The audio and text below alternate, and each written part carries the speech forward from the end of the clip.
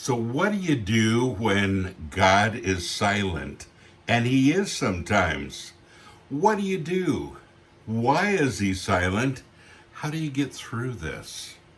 Coming up next on Pastor Bob's Coffee Break.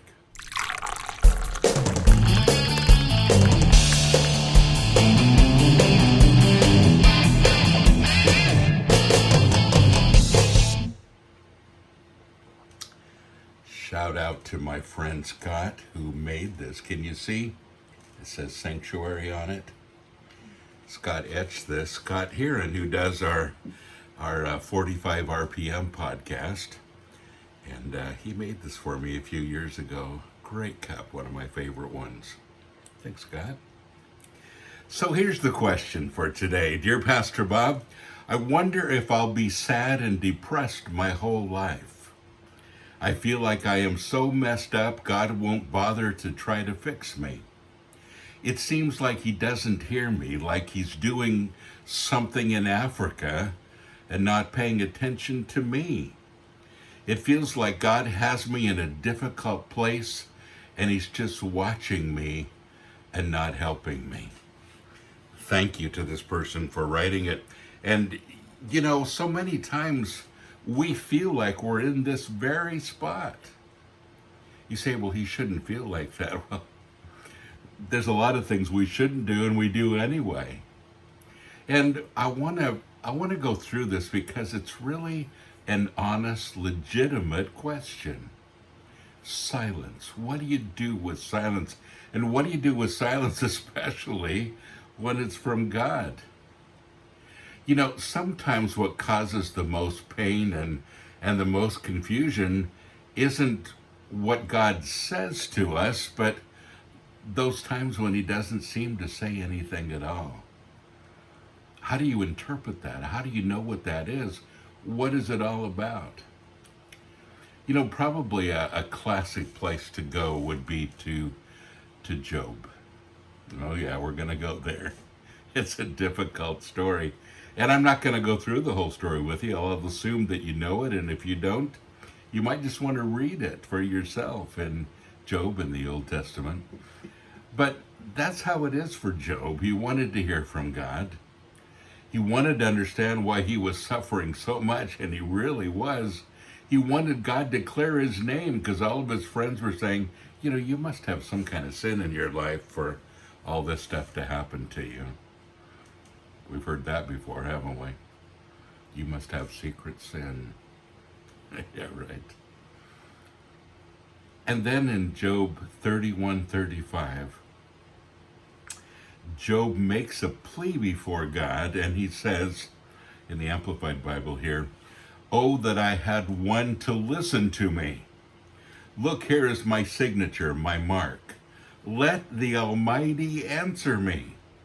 Let my adversary write out his indictment and put his vague accusations in some kind of tangible form." Have you ever felt that way? Of course you have.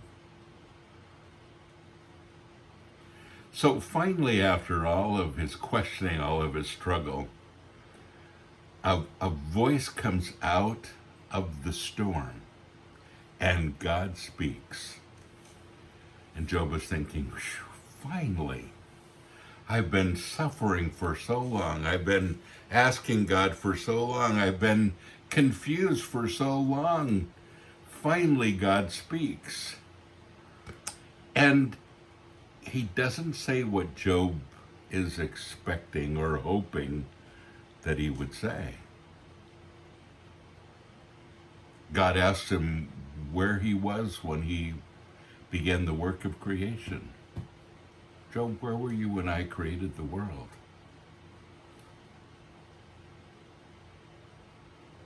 He says, where were you? What have you done to call the universe into being, or to create your own life, or to make possible the existence of all your possessions and your children and your health and everything that you've had?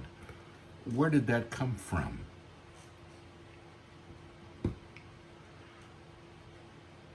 Not exactly what Job expected him to say, but legitimate questions. But why didn't God answer all of these questions from Job and his friends? And, you know, we would think that God would want to set the record straight, you know, given all the details, and you can go back and read the story, but this is a pretty grim situation. That's not what he did. He answered Job's questions with his own set of questions. In fact, 4 chapters of them, to remind Job that he was questioning God. In other words, he's saying, may I remind you who I am, who you're asking these simple questions to?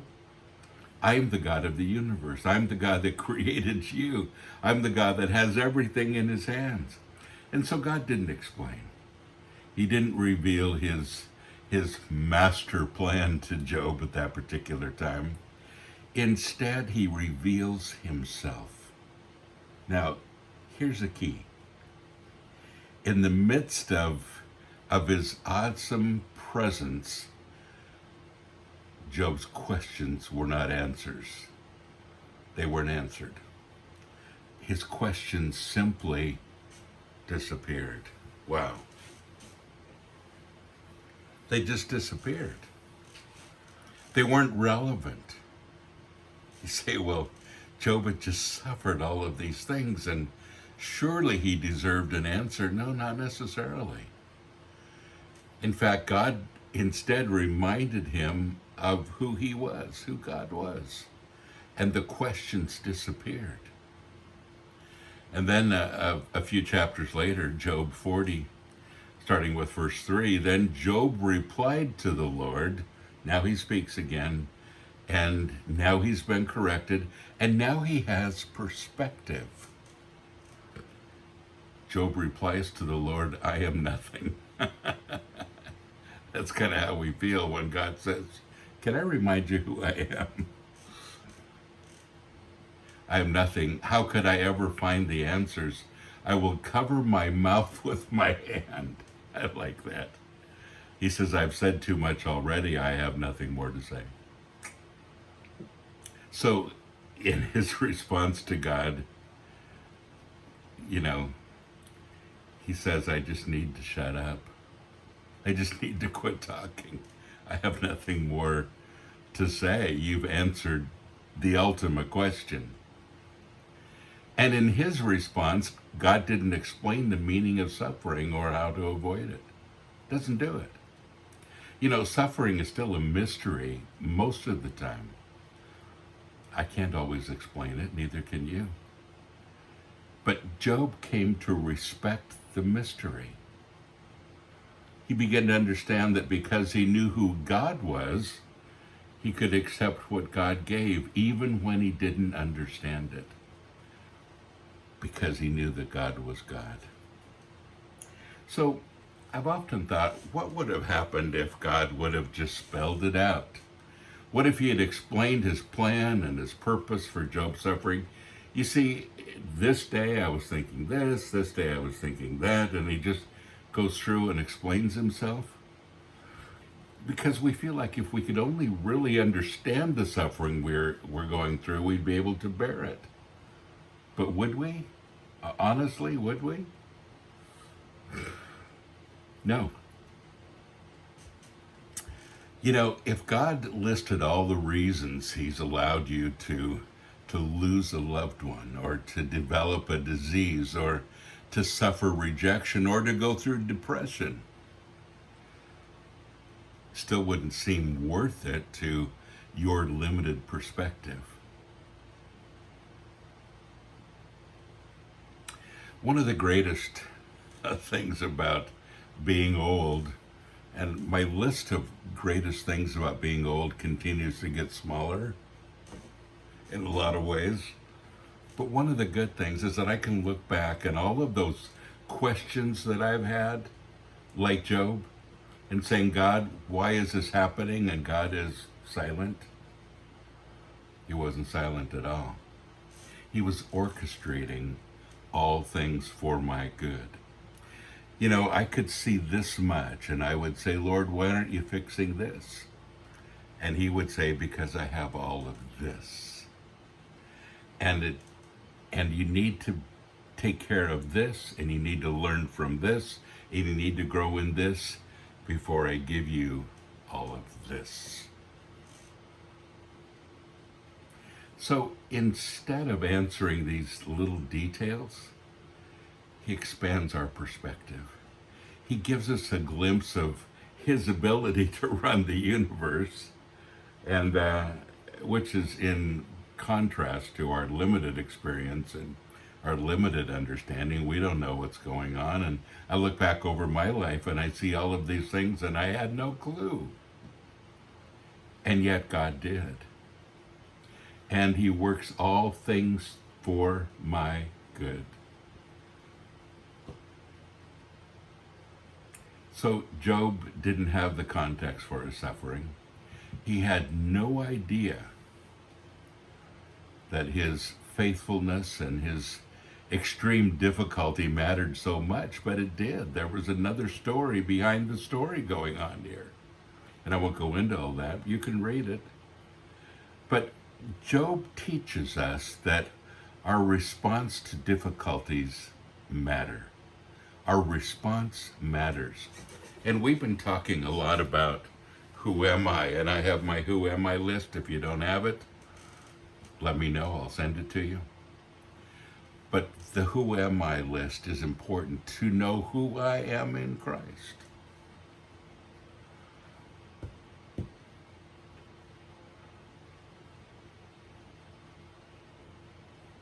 You know, we can't always see God's purposes, but we can be faithful.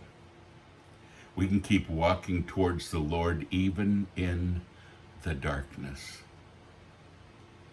So we can choose easily to trust God when it's light, when we can see everything, when we're happy, and when we're, it's a great day and the birds are singing. But what about choosing to trust God in the darkness? Because that's kind of where the so-called rubber meets the road. What do you do when you're in darkness? And how do you choose God there? Our task isn't to figure out exactly how all of life's pieces fit together, or even what they all mean, because we can't do that. But our task is to remain faithful to God, who knows all the mysteries, even when we don't. If God were going to try to explain things to us, we wouldn't get it. If he tried to tell us everything we were going to encounter, we'd freak out. Yeah. And that's why he doesn't. Because walking with the Lord isn't figuring out your future on your own and then walking in it. It's trusting him every single day for today, and then putting tomorrow in his hands, and realizing that he is large and in charge, and he needs to be in that position. So that's the kind of faith that I want. I hope it's the kind of faith that you want. A faith that's determined to trust him when he hasn't answered all the questions, when we haven't heard a voice in the wind yet.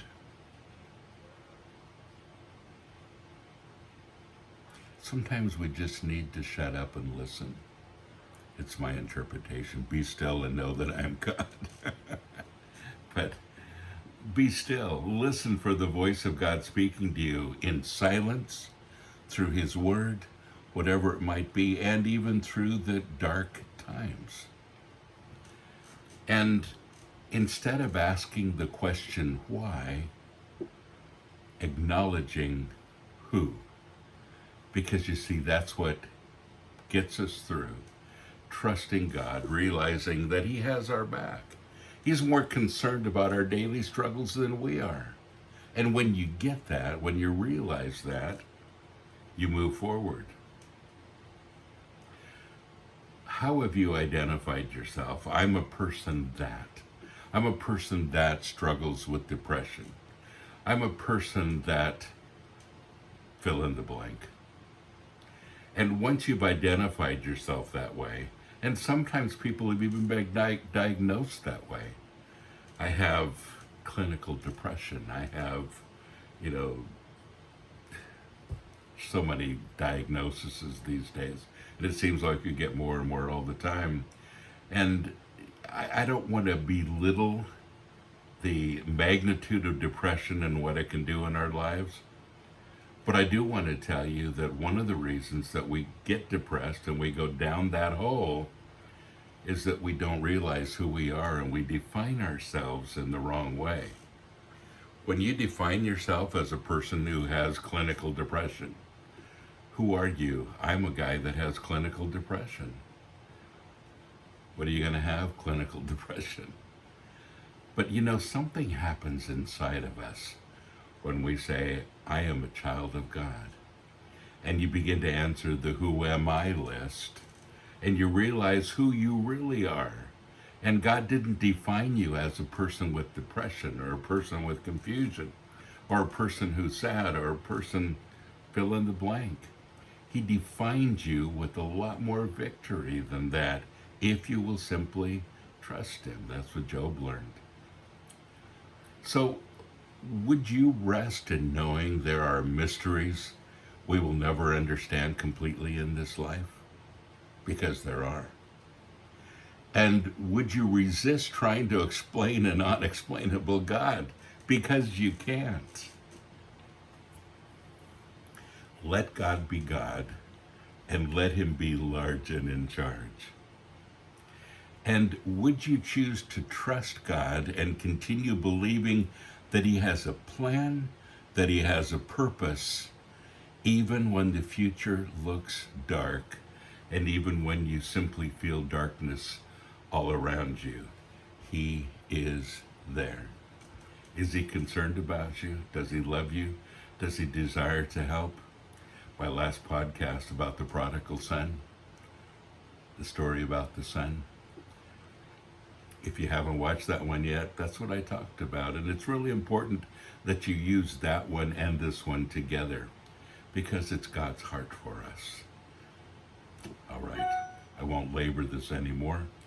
You are blessed, so go and be a blessing.